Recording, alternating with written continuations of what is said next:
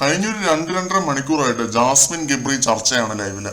ഇത് ഈ പോക്കാണെങ്കിൽ മിക്കവാറും ഇന്നത്തെ എപ്പിസോഡിൽ മോർണിംഗ് സോങ് പോലും കാണിക്കാനുള്ള സമയം ഉണ്ടാവില്ലെന്ന് തോന്നുന്നു. ജാസ്മിൻ പറയുന്ന കാര്യങ്ങളും ഗബ്രി പറയുന്ന കാര്യങ്ങളും പിന്നെ ഇതിൽ നിന്നെല്ലാം നമുക്ക് മനസ്സിലാവുന്ന കാര്യങ്ങളും എല്ലാം ഒന്നിനൊന്ന് കോൺട്രഡിക്റ്റിംഗ് ആണ്. അതുകൊണ്ട് അതൊന്നും പറഞ്ഞ് നമ്മളിവിടെ എന്താ പറയാ വലിച്ചു നീട്ടുന്നില്ല. കാട് കയറി ഓരോന്ന് ആലോചിച്ചു കൂട്ടി ലൈവ് കാണുന്ന പ്രേക്ഷകരെ വട്ടാക്കുക എന്നതായിരുന്നു രണ്ടുപേരുടെ ലക്ഷ്യം. അത് രണ്ടുപേരും നല്ല ഒന്നാന്തരമായിട്ട് നിറവേറ്റി. 1, 2, 3 പറഞ്ഞ് ഇതിങ്ങനെ നീണ്ടു പോവാണ് ഇവരുടെ ഒരു കോൺവെർസേഷൻ.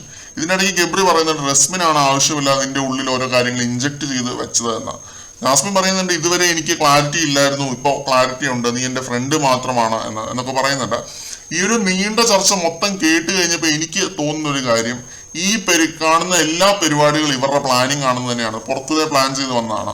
അർജുൻ പറഞ്ഞതുപോലെ മറ്റ് ഭാഷകളിലെ ബിഗ് ബോസ് കണ്ടിട്ട് അതിലെ ക്യാരക്ടേഴ്സ് ആയിരിക്കുകയാണ് ഇവര്.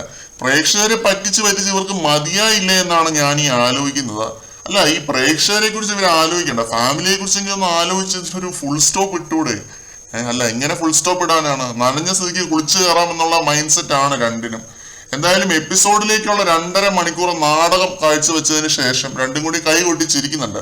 Well played Gabri, well played Jasmin എന്നൊക്കെ പറഞ്ഞ് ഇങ്ങനെ കൊട്ടിച്ചിരിക്കുന്നുണ്ട്. അതിൽ അവർ രണ്ടുപേർക്ക് സന്തോഷമാണ് ഇത്ര നേരം ഇങ്ങനെ ഒരു ചർച്ച നടത്തി രണ്ടുപേരുടെ മൈൻഡിലുള്ളതെല്ലാം ക്ലിയർ ആയി എന്ന് തോന്നുന്നു. കൂടുതൽ അപ്ഡേറ്റുകളുമായിട്ട് നമുക്ക് വീണ്ടും കാണാം.